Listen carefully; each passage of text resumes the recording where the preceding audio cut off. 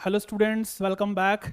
बस ऐसे ही वीडियोस लाते रहते हैं हम आपके लिए, और आप जो है वीडियोस देखते हो तो लाइक कर दिया करो बस, ठीक है ना। आज का टॉपिक क्या है, जैसे कि मैंने बताया था कि हम सॉल्यूशन ऑफ लीनियर इक्वेशंस पर क्वेश्चन लेके आएंगे, मतलब टॉपिक लेके आएंगे कि ये सॉल्यूशन ऑफ लीनियर इक्वेशन क्या होता है। अब एक चीज समझ लो जरा, क्या समझ लो, यहां पर आओ जरा, कि मैं जो चीज बोलना चाह रहा हूं वो जरा देखना कि मैं क्या कहना चाह रहा हूं। ये जो सॉल्यूशन ऑफ लीनियर इक्वेशन है ना, ये तीन तरीके से होता है, हम निकाल सकते हैं, ठीक है। क्रैमर्स रूल, क्रैमर्स रूल जिसको हम बोलते हैं यूजिंग डिटर्मिनेंट, ठीक है ना। एक आता है आपका कि inverse of a coefficient matrix या फिर मैट्रिक्स मेथड, मैट्रिक्स मेथड। एक आता है row reduction method, row reduction method. ये तीन मेथड से हम ये चीज कैलकुलेट कर सकते हैं। आपके सिलेबस में सिर्फ ये है और ये है, ये आपके सिलेबस से रिड्यूस हो चुका है, ठीक है। तो सॉल्यूशन ऑफ लीनियर इक्वेशन का जो टॉपिक है ना, हमें सिर्फ दो मेथड से पढ़ना है, क्रैमर्स रूल से और मैट्रिक्स मेथड से। इजी है, अगर आपने ये वीडियोस अच्छे से देख ली और क्वेश्चंस लगा लिए दो चार तो बहुत है, इससे ज्यादा की जरूरत नहीं है इसमें। और इंपॉर्टेंट टॉपिक है बट ये, और है इजी, क्वेश्चन आता है इसमें से। तो हम आज पढ़ेंगे क्रैमर्स रूल पर, और फिर नेक्स्ट वीडियो में हम पढ़ेंगे इसका दूसरा मेथड, यही मैट्रिक्स मेथड से सॉल्व जैसे हम करेंगे, ठीक है। और रो रिडक्शन मेथड हमारे सिलेबस में नहीं है, रिड्यूस हो चुका है, तो वो हम नहीं करेंगे। चलो आ जाओ, solution of linear equation by determinant या क्रैमर्स रूल। आ रही है ये वाली बात समझ में, यानी कि एक ही बात है, यानी कि हम लीनियर इक्वेशंस जो हैं उनके सॉल्यूशंस डिटर्मिनेंट से फाइंड करें या उसको क्रैमर्स रूल को ना, उसका क्रैमर्स रूल उसका नाम दे दिया, एक ही बात है। तो सबसे पहले केस वन आता है कि है क्या ये। आपको पता है कि लीनियर इक्वेशन 10th तक 9th तक लीनियर इक्वेशन पढ़ते थे हम, linear equation in one variable, linear equation in two variable. तो उस टाइप से ही ये लीनियर इक्वेशन है, ये दो लीनियर इक्वेशन हमें दी हुई हैं, ठीक है। अभी पहले पढ़ रहे हैं दो, उसके बाद तीन भी पढ़ेंगे, ठीक है ना। बस तीन तक ही पढ़ेंगे, क्योंकि अप टू 3 वेरिएबल तक ही हमारे सिलेबस में है। इसके अलावा भी होते हैं बट वो हमारे सिलेबस में नहीं है, हमें करना ही नहीं है, 12th में वो है ही नहीं टॉपिक, ठीक है ना। क्योंकि हम डिटर्मिनेंट 3/3 तक पढ़ते हैं, तो इस वजह से 3 वेरिएबल और 3 इक्वेशंस ही हम पढ़ेंगे। चलो है क्या ये, अब ये देखो D1 D2 और ये D क्या है, मैं एक एक करके सब बताऊंगा, वीडियो के साथ बने रहो, बस जाना नहीं है, देख के जाओ पहले पूरी वीडियो, ठीक है ना। अगर नहीं समझ में आता है तो मत देखना वीडियो दूसरी कोई भी, बट पूरी वीडियो, अगर ये देख रहे हो वीडियो या कोई भी वीडियो देख रहे हो तो पूरी वीडियो को देख के जाना है। थोड़ी सी अगर 5 10 15 मिनट की देखोगे तो क्या समझ में आएगा, या बीच में से देखोगे तो क्या समझ में आएगा, ठीक है ना। देखो डी का मतलब ये है कि बस डिटर्मिनेंट निकालना है इनके कोफिशिएंट्स का। ये जो कोफिशिएंट्स लिखा है ना, इनको बोला जाता है कोफिशिएंट्स, ये तो पता ही है, 10th में पढ़ते थे हम, 9th में पढ़ते थे। x के साथ और y के साथ जो लिखा है वो कोफिशिएंट है, और ये c1 और c2 क्या है, कांस्टेंट है। तो इसको, इसके वेरिएबल्स को हम बोल देते हैं एक मैट्रिक्स में बंद करके कि वो हो जाता कोफिशिएंट मैट्रिक्स, और अगर इसको एक मैट्रिक्स में बंद कर देंगे तो उसको हम बोलेंगे कांस्टेंट मैट्रिक्स। बस इतनी सी बात है ये, ठीक है ना। ये भी, ये आपसे कोई पूछा नहीं जाएगा, एक्स्ट्रा नॉलेज दे रहा हूं मैं आपको। देखो डी ये है, यानी कि जो कोफिशिएंट है ना a1 a2 b1 b2, यहां पर वैल्यूज दे रखी होंगी, वो उठा के यहां पर पुट कर दो, वो डिटर्मिनेंट निकल के आ जाएगा, ठीक है। d1 क्या है, d1 देखो क्या है, d1 में हमें सबसे पहले पहले कॉलम में ये कांस्टेंट टर्म को उठा के लिखना है, बस कांस्टेंट टर्म को उठा के लिख दिया। सेकंड वाला कॉलम एज इट इज रहेगा, ये वाला, ये, ठीक है। D2 पे आ जाओ, D2 में क्या करो कि अब की बार पहले यहां पर कांस्टेंट को फर्स्ट कॉलम में डाला था, अब ये कांस्टेंट को देखो सेकंड कॉलम में डाल दिया, और उसकी मतलब इधर फर्स्ट कॉलम में क्या रहेगा, a1 और a2, ठीक है। आगे मेरी बात समझ में, तो क्वेश्चन करेंगे अभी, इस पर एक एग्जांपल करेंगे, आपको उससे और अच्छे से समझ में आएगा। तो मैंने यहां पर क्या किया है, ये 2 वेरिएबल और 2 इक्वेशंस का एक एग्जांपल लिया है, और अभी एक केस आएगा 3 वेरिएबल और 3 इक्वेशंस का, उसका मैंने एक एग्जांपल लिया है। इसके जो क्वेश्चंस हैं ML अग्रवाल के, उस पर एक हम अलग से वीडियो बनाएंगे पूरे, कि उस वीडियो में हम सिर्फ सॉल्यूशंस ही करेंगे, आज सिर्फ टॉपिक समझ रहे हैं। अच्छा, आपकी ये सीबीएसई की हैंडबुक कि मैंने ये स्लाइड लगाई है, देखो यहां पर ये, अब इससे कंफ्यूज नहीं होना। यहां पर इन्होंने जो ये बनाया हुआ है ना, इसको बोलते हैं डेल्टा। डेल्टा, और आपको पता होगा जब मैंने स्टार्टिंग में डिटर्मिनेंट की वीडियो बनाई थी तो इसको डिटर्मिनेंट भी बोला जाता है, ठीक है ना। तो इस डेल्टा को डिटर्मिनेंट बोला जाता है। क्या बोलता है वो कि, अच्छा ये तो चलो बाद में आएगी बात, अभी इतनी समझ में आ गई, जिसमें जो डी होगा, डिटर्मिनेंट जो होगा वो नॉट इक्वल टू 0 होगा। डिटर्मिनेंट 0 नहीं लेना, नॉट इक्वल टू 0 होगा, ठीक है। चलो एक एक करके इसकी कंडीशन समझते हैं। अच्छा, अब एक चीज और याद रख लो, यहां पर जो वैल्यूज दी होंगी ना, कोई वैल्यूज हमें दी होंगी 0 के अलावा, तभी इसको बोला जाता है नॉन होमोजीनियस, ठीक है। Non homogeneous equation. Sir homogeneous equations क्या होती हैं, वो क्यों नहीं है? होमोजीनियस इक्वेशन आपके सिलेबस में रिड्यूस है, बट होमोजीनियस इक्वेशंस में होता कुछ नहीं है, सिर्फ यहां पर जो कांस्टेंट है ना, ये दोनों कांस्टेंट जो हैं ये 0 हो जाता है। मान लो कि एक इक्वेशन लिखी है ऐसे, ये यानी कि कांस्टेंट दोनों 0 हैं, इसको बोला जाता है होमोजीनियस इक्वेशन, ठीक है ना। नॉन होमोजीनियस इक्वेशन क्या होगी, बस कुछ नहीं होगा, यहां पर 0 के अलावा, यहां पर 0 के अलावा कोई भी नंबर होगा, कोई भी नंबर ले लो, ठीक है। तो ये नॉन होमोजीनियस है। हम यहां पर नॉन होमोजीनियस की बात कर रहे हैं, क्यों? क्योंकि होमोजीनियस आपके सिलेबस में नहीं है। जहां तक मैंने देखा था सिलेबस, तो उसमें सिर्फ ब्रैकेट में नॉन होमोजीनियस लिखा है, तो हम नॉन होमोजीनियस पर ही डिस्कस करेंगे। बट आपको नॉलेज के लिए पता होना चाहिए कि नॉन होमोजीनियस और होमोजीनियस है क्या, ठीक है ना। तो जो चीज हम पढ़ रहे हैं, अब हम यहां पर क्वेश्चंस नॉन होमोजीनियस पर कर रहे हैं। आ गई मेरी बात समझ में? मतलब हम नॉन होमोजीनियस पर ही डिस्कस कर रहे हैं सब कुछ, और नॉन होमोजीनियस ही हमारे सिलेबस में अभी फिलहाल के लिए हमें पढ़ना है। चलें क्या, आगे चलें? फर्स्ट पॉइंट देख लो अब क्या है, बस यहां से अब आपका स्टार्ट होना शुरू हो रहा है मजेदार। जब डिटर्मिनेंट 0 नहीं होगा, तब हम बोलेंगे कि system of equation is consistent and has a unique solution. अब कुछ कुछ याद आ रहा होगा 10th में, याद है 10th में हम पढ़ते थे इंटरसेक्टिंग लाइंस है तो यूनिक सॉल्यूशन है, पैरेलल लाइंस हैं तो नो सॉल्यूशंस हैं, ठीक है ना। इनफाइनाइट सॉल्यूशन कब होते थे, जब कोइंसिडेंट लाइंस होती थी। बस उसी से ही रिलेटेड है, ये उसी से ही रिलेटेड है। वो चीज भी पढ़ाऊंगा, दोबारा से रिवाइज करवाऊंगा। तो अगर 1 मार्क्स में क्वेश्चन आ गए ना, तो आप वो 10th वाला कॉन्सेप्ट जो था ना, उसी से ही क्वेश्चन निकाल दोगे धड़ाधड़। चलो उसकी भी बात करूंगा, अभी कंफ्यूज मत हो। पहले यहां देख लो कि पहला तो ये है कि डी 0 नहीं होना चाहिए। उस केस में इक्वेशन कंसिस्टेंट होगा और यूनिक सॉल्यूशन देगा, और उसका फॉर्मूला क्या निकल के आएगा, x equal to d1 upon D और y equal to d2 upon D. अब आपकी सीबीएसई की हैंडबुक में यहां पर डेल्टा के नाम से दिया हुआ है। कैसे? देखो सीबीएसई की हैंडबुक में सिर्फ ऐसे लिखा है कि x equal to delta x upon delta, और y इक्वल टू दिया हुआ है डेल्टा y अपॉन में डेल्टा। या तो आप ऐसे लिख लो, या फिर ये d1 और d2 के नाम से लिख लो, दोनों सही है, कोई गलत नहीं कर सकता। एग्जामिनर बिल्कुल भी गलत नहीं करेगा ये चीज, क्योंकि ये चीज रिप्रेजेंट ऐसे भी की जा सकती है और ऐसे भी की जा सकती है, ठीक है ना। तो आप चाहे ऐसे उसको लिखो चाहे ऐसे लिखो। यहां पर जो ये डेल्टा 1 है ना, देखो ऐसे है, ये x की वैल्यू d1 अपॉन डी, और यहां से y की वैल्यू क्या आ जाएगी, d2 अपॉन डी। बस यहां पे d डिटर्मिनेंट की बात कर रहा है, और ये d1 और d2 क्या है, ये है जो कि मैंने आपको अभी बताया था ना, d1 और d2। जब क्वेश्चन करवाऊंगा ना अभी एग्जांपल, तो उससे और अच्छे से समझ में आ जाएगा। हमने क्या पढ़ा कि d जब 0 नहीं होगा, तब तो जो सिस्टम ऑफ इक्वेशन है वो कंसिस्टेंट होगा और एक यूनिक सॉल्यूशन देगा हमें, ठीक है ना। अभी इसको एक फ्लो चार्ट से भी समझा दूंगा, सारा एक ही में कवर हो जाएगा। आ जाओ इस पर। जब d 0 हो गया और उस केस में d1 और d2 भी 0 हो गया, तो उस केस में भी सिस्टम जो है, जो सॉल्यूशन ऑफ लीनियर सिस्टम है, वो भी कंसिस्टेंट होगा, ठीक है, कंसिस्टेंट आएगा। And has infinitely many solution, यानी कि जब d 0 हो गया तो इनफाइनाइटली मैनी सॉल्यूशंस देगा हमें वो, ठीक है जी। और इस केस में क्या बोला है कि जब d 0 हो गया तो one of the d1 and d2 is non zero, यानी कि क्या मतलब कि d1 या d2 में से कोई एक नॉन जीरो होगा।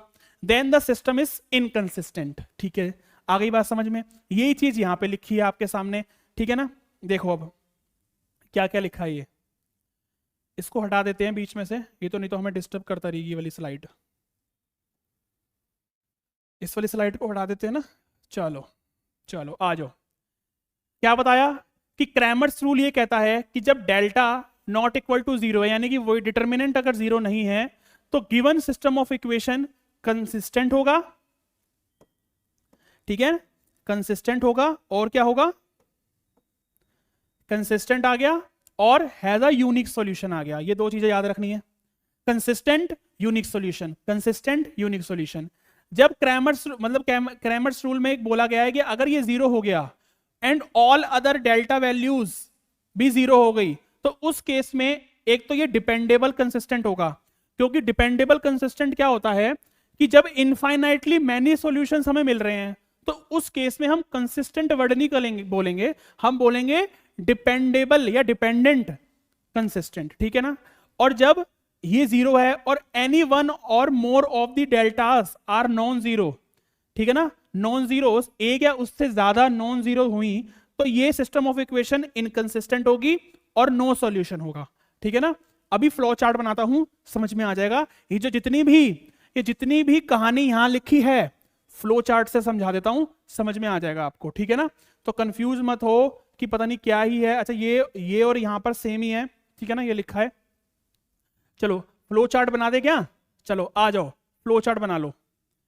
क्रैमर्स रूल में हमें क्या क्या चीजें याद रखनी है? Solution of linear equation. ठीक है ना। ये केस फर्स्ट के लिए बता रहा हूं अभी मैंने केस फर्स्ट ही पढ़ाया है, अभी इसमें केस सेकंड भी आने वाला है। तो क्या क्या होगा देखो, एक केस बनेगा यहां से जब डिटर्मिनेंट की value not equal to zero हो, एक केस बनेगा कि जब डिटर्मिनेंट की वैल्यू जीरो आ जाए, और यहां पर बनेगा जब डिटर्मिनेंट की वैल्यू जीरो आ जाए। इस केस में बोला है कि अगर डिटर्मिनेंट की वैल्यू जीरो नहीं आती, तो उस केस में तो सिंपल है कि कंसिस्टेंट है और यूनिक सॉल्यूशन है। ठीक है ना, और यूनिक सॉल्यूशन है। आ गई बात समझ में? ये पॉइंट, ये स्क्रीनशॉट ले लेना ना, इसका बहुत अच्छे से समझाऊंगा फ्लो चार्ट से। ठीक है ना। इसमें क्या बोला है कि जब d इक्वल टू जीरो आ गया, और यहां से देखो एक कंडीशन और है कि d1 इक्वल टू d2, ये भी मेरा जीरो हो गया, तो इस केस में एक तो यहां पर देखो कंसिस्टेंट होगा, बट डिपेंडेंट वाला कंसिस्टेंट होगा, डिपेंडेंट। ठीक है। एक इसमें इनफाइनाइटली, देखो जब कंसिस्टेंट होता है ना, तो कंसिस्टेंट के केस में सॉल्यूशन तो देता है, या तो यूनिक सॉल्यूशन देगा या इनफाइनाइटली मैनी सॉल्यूशन देगा। तो इनफाइनाइटली मैनी सॉल्यूशन। ठीक है ना। तो आपको मैं एक ही फ्लो चार्ट में ये सब लिख के दिखा रहा हूं। ठीक है ना। आ गई बात समझ में? इस पर आ जाओ। इसमें वो ये बोलता है कि d1 d2 इसमें से कोई भी एक, देखो ये लिखा है ना, and one of d1 and d2 is non zero. क्या मतलब है कि one of d1 and d2 are non zero. Non zero का मतलब क्या होता है कि इन दोनों में से कोई एक नॉन जीरो होगा, एक जीरो हो सकता है, एक नॉन जीरो होगा। उस केस में क्या होगा? ये इनकंसिस्टेंट होगा, इनकंसिस्टेंट। और जहां पर भी इनकंसिस्टेंट आ जाए, इसका मतलब नो सॉल्यूशन, नो सॉल्यूशन। सब कुछ कवर कर लिया। फटाफट आओ और स्क्रीनशॉट ले लो इसका। ठीक है ना, स्क्रीनशॉट ले लो। अगर आपको ये चीजें याद हैं तो मजा आ जाएगा, फिर तो जोरदार मजा आ जाएगा। डी जब जीरो नहीं है तो कंसिस्टेंट यूनिक सॉल्यूशन, डी अगर जीरो है और बाकी दोनों भी जीरो हैं तो कंसिस्टेंट डिपेंडेंट वाला और इनफाइनाइटली मैनी सॉल्यूशन। और इस केस में ये जब जीरो है और इन दोनों में से एक नॉन जीरो है तो इनकंसिस्टेंट और नो सॉल्यूशन। यही हमने यहां पर पढ़ा है। आगे मेरी बात समझ में? तो फ्लो चार्ट मैंने आपके लिए बना दिया। ये था हमारा 2 वेरिएबल और 2 इक्वेशन अगर हमें दे रखी हैं, तो उस केस में हमें क्रैमर्स रूल लगा के कैसे पता करना है। आ गई मेरी बात समझ? आ जाओ अब इस पर करते हैं क्वेश्चन एक क्रैमर्स रूल पर, जो कि कह रहे थे ना कि डिमांड आ रही थी।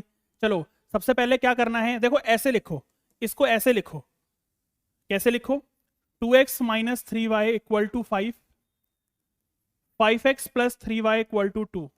बस यहां से निकालो डी क्या है, इनके कोफिशिएंट को इस तरीके से लिखना है जैसे लिखा हुआ है ना, बस ऐसे लिख दिया इनके कोफिशिएंट को।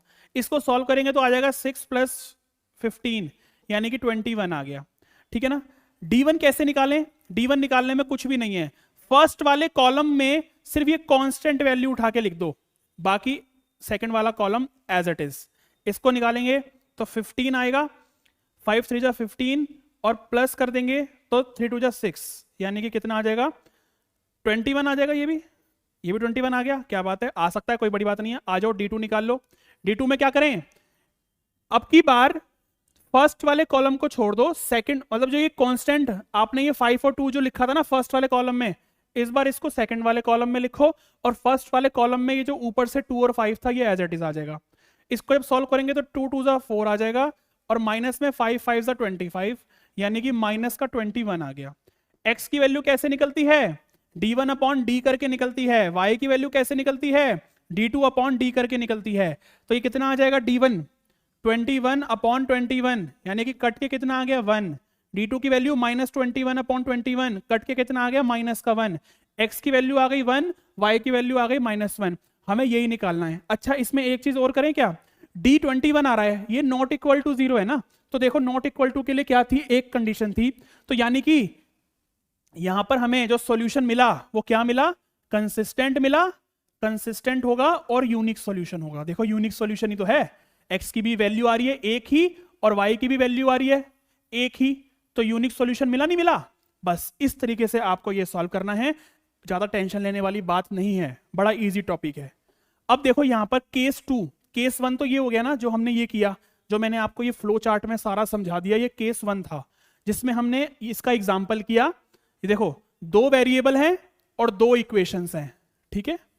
अब हम करेंगे 3 इक्वेशन वाला करेंगे, बस उसके बाद इस टॉपिक पर ये वीडियो खत्म हो जाएगी। फिर नेक्स्ट टॉपिक पर मतलब नेक्स्ट वीडियो में हम इसके क्वेश्चंस लेके आएंगे और ज्यादा, ठीक है ना। क्वेश्चंस करने हमें ऐसे ही हैं बस, बट फिर भी ML अग्रवाल में दे रखे तो हम कवर कर लेंगे। देखो ये 3 इक्वेशंस दी हुई हैं हमें यहाँ पर, ये फर्स्ट इक्वेशन है, सेकंड है, थर्ड है, और 3 वेरिएबल दिए हुए हैं, देख लो x y z तीनों लिखे हैं, दिख रहे होंगे। d1 d2 d3 ये हमें कांस्टेंट दे रखा है। ये भी नॉन होमोजीनियस पढ़ रहे हैं, अगर होमोजीनियस है तो इसका मतलब d1 d2 d3 0 हो जाएगा, जो कि सिलेबस का पार्ट नहीं है। Then the solution of the system equation is this, बस सिंपल है, वही चीज है, x equal to d1 upon D, y equal to d2 upon D, z equal to d3 upon D, एक ही बात है, ठीक है ना। It is called Cramer's rule, इसी को क्रैमर्स रूल बोला जाता है। मतलब जो पहले हमने किया है वो भी क्रैमर्स रूल है, ये भी क्रैमर्स रूल है, ठीक है ना। तो कैसे करना है, डिटर्मिनेंट निकालना है उनके कोफिशिएंट का, फिर वैसे ही सेम क्या करना है, फर्स्ट रो में कांस्टेंट, बाकी दोनों ऐसे, फिर सेकंड रो में, बस इस तरीके से हमें लिखना है। क्वेश्चन करवाऊंगा इसका, ये समझ लो। इस पर मैं अभी एक दोबारा से एक फ्लो चार्ट बना दूंगा, उसके बाद हम एक करेंगे एग्जांपल एंड देन ये वीडियो खत्म हो जाएगी। तो वीडियो के साथ बने रहो अगर बने हुए हो तो अब तक, ठीक है ना, और साथ साथ अपने फ्रेंड्स को भी शेयर कर दो, ठीक है ना। तो आपका भला हो रहा है तो किसी और का भी भला होना चाहिए। चलो पहला केस तो सेम टू सेम है, जब d 0 नहीं होगा तो सिस्टम ऑफ इक्वेशन कंसिस्टेंट है विद यूनिक सॉल्यूशन। आ गई मेरी बात समझ में। अब इसमें देखो जब d 0 है तो at least one of the determinant d1 d2 d3 is non zero, then the given system is inconsistent और नो सॉल्यूशन, जो कि हमने अभी किया है, ठीक है ना। तो उस तरीके से ही होगा, सेम ही है। इसमें क्या है, d जब 0 है तो d1 d2 d3 भी 0 होगा और ये कंसिस्टेंट है विद इनफाइनाइट सॉल्यूशन। हाँ एक केस यहां पर और आ गया कि जब d 0 नहीं होगा बट d1 d2 d3 0 आ गया, तो उस केस में हम बोलेंगे कि system has only trivial solution, ठीक है ना। ट्राइवियल सॉल्यूशन क्या होता है, उस केस में x y z तीनों की वैल्यू 0 होगी। चलो फ्लो चार्ट बना लेते हैं, फ्लो चार्ट से करेंगे हम तो। सर फ्लो चार्ट से बताओ, हमें तो नहीं आ रहा समझ में ऐसे, आप फ्लो चार्ट से बढ़िया पढ़ा रहे हो, तो चलो आ जाओ फ्लो चार्ट बनाते हैं। केस 2 करते हैं। केस 2 कहता है तो वही चीज है सेम क्रैमर्स रूल पर, ठीक है, सॉल्यूशन ऑफ लीनियर इक्वेशन की बात कर रहे हैं हम। ठीक है, चलो केस बना दें, आ जाओ।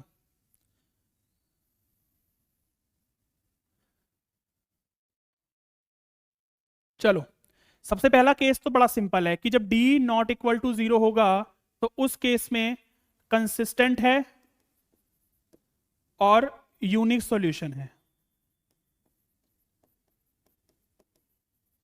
अब इसमें d, देखो देखो उसमें तो एक ही केस था। देखो इधर इस वाले फ्लो चार्ट पर आओ, इस वाले फ्लो चार्ट पर आओ, इसमें d नॉट इक्वल टू 0 का एक ही केस था, बट इसमें दो केस हैं। बट घबराने वाली कोई बात नहीं है, इजी से केस है। इस केस में क्या होता है कि जो, देखो एक बार देख लेते हैं, पढ़ लेते हैं कि इसमें d1 d2 d3 0 हो जाएगा और system has only trivial solution. ये थोड़ा सा अलग हो गया बट कोई बात नहीं, समझ लो कि देखो d1 d2 और d3 इसमें तीनों 0 हो सकते हैं, मतलब तीनों 0 होंगे बट d 0 नहीं होगा। तो इस केस में हम बोलेंगे कि ये ट्राइवियल सॉल्यूशन है। और इस केस में ना कुछ नहीं करना, हमें सॉल्व मत करने बैठ जाना। x y और z जो हम निकालते हैं ना वो हमें 0 आएगा, ठीक है ना, वो हमें 0 देगा। x y और z की वैल्यू 0 होगी। यानी कि आप अगर देख रहे हो ना कि d अच्छा 0 नहीं आ रहा, but d1 d2 d3 solve करने पर तो 0 आ गया। क्या करें, कुछ नहीं करना, उस केस में x y z की वैल्यू 0 हो जाएगी तीनों की। इसको बोला जाता है ट्राइवियल सॉल्यूशन। अच्छा, दो केस और क्या है सर? इस केस में क्या होगा, d जब 0 होगा और इस केस में क्या है, d जब 0 होगा। ठीक है ना, ये दो तो हो गए नॉट 0 वाले, ये दो हो गए 0 वाले। ये आएगा इस तरीके से, इसमें d1 d2 और d3 0 आएगा। ठीक है ना, इस केस में वो चीज लिखनी है हमें, एक तो ये केस होगा और एक क्या होगा, at least one of d1 d2 and d3 are non zero. ठीक है ना, इस केस में क्या हो जाएगा, इस केस में होगा इनकंसिस्टेंट, इनकंसिस्टेंट और क्या आ जाएगा, इनकंसिस्टेंट होता तो क्या होता है, नो सॉल्यूशन, नो सॉल्यूशन। देख लो जी, फटाफट से स्क्रीनशॉट ले लो। अगर इस तरीके से फ्लो चार्ट याद हो गया तो मजा आ जाएगा। लो जी लो, स्क्रीनशॉट लो फटाफट से और अपने पास रिकॉर्ड में रखो, अपने फ्रेंड्स को भी भेजो। ठीक है ना, जो बुक में इतनी बड़ी राम कहानी लिखी हुई थी वो सब मैंने इस फ्लो चार्ट में कवर कर दिया। ये फ्लो चार्ट ऐसे अगर आपके माइंड में छप गया ना, ये वाला भी और ये वाला भी, देखो एक ये वाला, ये तो बड़ा इजी है। ठीक है ना, इसमें बस एक बात और एक्स्ट्रा है, ये वाली, बाकी तो सेम ही है बस। ठीक है ना, बाकी यहां पर सेम ही चलेगा। तो वीडियो को पॉज करके नोट्स बना लो और अपने फ्रेंड्स के साथ शेयर कर दो और वीडियो को 2-2 3-3 बार देख लो, तो आपको ये चीज अच्छे से समझ में आ जाएगी। आ गई मेरी बात समझ में? तो इस पर एक क्वेश्चन कर लेते हैं, बस उसके बाद वीडियो को खत्म करेंगे। ठीक है ना, सब कुछ मैंने आपको यहां पर लिख दिया है। आज जो इसका सॉल्यूशन करते हैं फटाफट। सबसे पहले हम क्या करेंगे, हम इसको इस तरीके से लिखेंगे क्योंकि हमें समझ ही ऐसे आता है। देखो इसमें z है ही नहीं है, z नहीं है तो क्या इसको ऐसे लिख लें, समझाने के लिए बता रहा हूं ऐसे। देख लो इसको, देखो d निकालना है ना, सबसे पहले तो हमें तो d निकालना होता है। कैसे लिख दें, x का कोफिशिएंट 1 है, इसका 2 है, इसका 1 है, इसका तीनों का 1 है, इसमें 1 है, 0 है और -4 है। ठीक है, इसका डिटर्मिनेंट निकालते हैं फटाफट। आ जाओ, 1 4 जा -4, ये तो हो गया 0, -1 -1 आ जाएगा इधर और ये आ जाएगा ये ऐसे और ये ऐसे खत्म। तो 2 4 जा और ये 0, तो माइनस का 8 आ गया। उसके बाद 1, ये आ जाएगा 2 1 जा 2 और माइनस का 1। ठीक है, चलो इसको सॉल्व करें तो माइनस का 4 आ गया, प्लस का 8 आ गया और ये आ जाएगा 1। इसको सॉल्व करेंगे तो 4 + 1 कितना आ गया, 5 आ गया। 5 यानी कि 0 के इक्वल नहीं है, यूनिक सॉल्यूशन देगा हमें। बट उससे पहले हम क्या करें, d1 और d2 भी तो निकालना है अभी, d1 d2 d3 सब निकालना है हमें अभी। देखो d1 निकालेंगे तो क्या होगा, d1 निकालेंगे फर्स्ट वाले कॉलम में इसके जो डी को हमने लिखा है ना, इसके फर्स्ट वाले कॉलम में ये कांस्टेंट को उठा के लिख दो 10 13 0, बाकी के दोनों एज इट इज, बाकी के दोनों एज इट इज लिख दो, ठीक है ना। इसका डिटर्मिनेंट निकालो, 10 1 4 जा माइनस का 4, वो तो 0 ही हो जाएगा, और -1 इसको छोड़ा ये आ जाएगा माइनस का 52 +1 इसको छोड़ा 13 1 13 आ गया, ठीक है, 1 0 तो 0 हो जाएगा। तो माइनस का 40 प्लस का 52 प्लस का 13 सॉल्व करके कितना आएगा, ये तो आ जाएगा 12 + 13 यानी कि 25 आ गया। आ गई मेरी बात समझ में ये। चलो D2 निकालते हैं, D2 कितना आएगा। अब क्या करना है, ये जो कांस्टेंट वैल्यूज थी ना, ये मैंने फर्स्ट कॉलम में डाली थी, इस बार मैं सेकंड कॉलम में उठा के डालूंगा इसको, और अब फर्स्ट कॉलम में ये एज इट इज और थर्ड कॉलम में ये एज इट इज, बस यही है, कुछ भी नहीं है इसमें। पहले कॉलम में ये डाल दो, फिर दूसरी बार D2 के लिए दूसरे कॉलम में ये डाल दो कांस्टेंट को, और D3 के लिए तीसरे कॉलम में डाल दो, बस यही तो काम करना है हमें। निकालो डिटर्मिनेंट, ठीक है। इसको सॉल्व किया तो कितना आ गया, प्लस, अच्छा माइनस का 10 आता है इसमें, यहाँ पर इधर, ठीक है। तो 4 2 जा माइनस का 8 आ जाएगा ये, ठीक है। आ गई मेरी बात समझ में। चलो आगे +1, और कैलकुलेशन ध्यान से करनी पड़ती है कि गलती ना हो जाए, 2 0 0 और 1 13, तो माइनस का 13 आ जाएगा इधर, तो माइनस का 13 आ जाएगा क्योंकि ये है, ठीक है। इसको सॉल्व करेंगे तो माइनस का 52 आ गया, और ये आ गया माइनस माइनस प्लस का 80 आ गया, और ये माइनस का 13 आ गया। इसको सॉल्व करें तो कितना आएगा, देखो माइनस का 52 और 80 में से अगर 13 जाएंगे तो मेरे हिसाब से 10 70 67 आना चाहिए, ठीक है ना। और इन दोनों को अगर माइनस करेंगे तो कितना आ जाएगा, देखो 8 और ये 15 आ जाएगा इसको, ठीक है ना। कैलकुलेशन एक बार आप चेक कर लेना। आगे चलें क्या, इसको छोटा ही करना पड़ेगा, और क्योंकि निकलेगा नहीं ये, नहीं तो चलो इधर निकालते हैं, आ जाओ D3 इधर निकाल लेते हैं, इधर निकाल लेते हैं D3। कैसे निकलेगा D3, अब फर्स्ट को एज इट इज पुट कर दो, यहां से सेकंड को भी एज इट इज पुट कर दो, थर्ड में डाल दो कांस्टेंट ये वाले नंबर, ठीक है। चलो करते हैं इसको सॉल्व, कितना आएगा 1 0 0 और ये 13 माइनस का, उसके बाद -1 ये एज इट इज, ये 2 0 0 और ये 13 माइनस का, ठीक है। क्योंकि हमने क्या किया, इसको किया तो 1 0 0 हो गया, इसकी मल्टीप्लाई करी तो -13 आ गया, फिर ये -1 पुट किया, इसको छोड़ा 2 0 0 और 1 13 में -13 आ गया।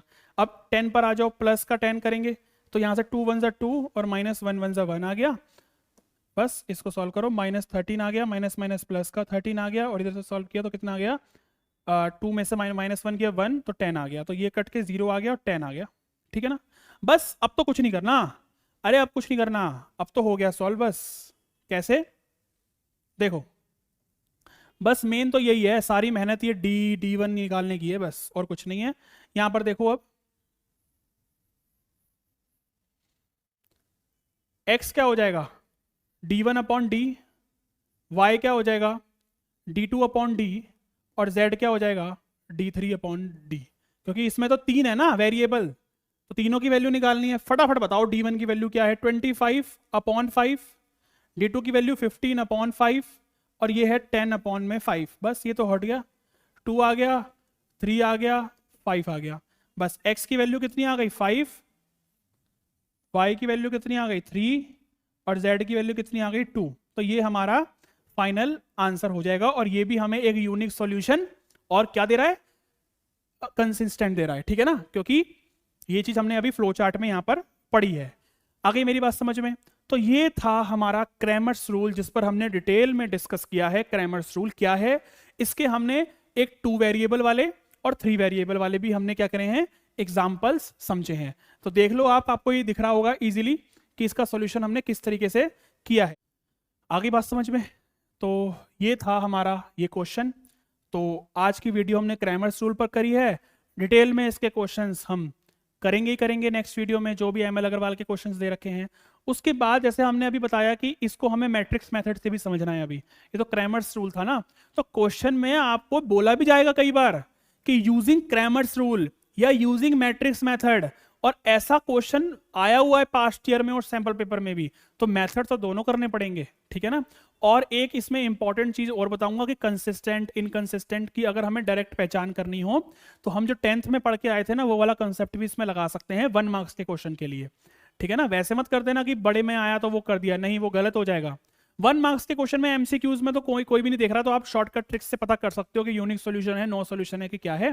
बाकी फिर वीडियो बड़ी बन रही है तो ज़्यादा टाइम नहीं वेस्ट करेंगे, बस आपको वीडियो अच्छी लग रही है तो शेयर और सब्सक्राइब करना है, ठीक है ना। वही बोलते हैं हम हर बार वीडियो में, बस क्यों बोलते हैं, सिर्फ इस वजह से बोलते हैं कि मोटिवेशन मिलता है हमें, कि कोई कमेंट करता है बच्चा तो हमें लगता है कि हाँ स्टूडेंट्स हमारे साथ जुड़ रहे हैं, पढ़ना चाह रहे हैं, उनको समझ में आ रहा है हमारा पढ़ाया हुआ, ठीक है ना। फिर बस तब तक के लिए मिलेंगे नेक्स्ट वीडियो में। Good luck, take care, bye bye.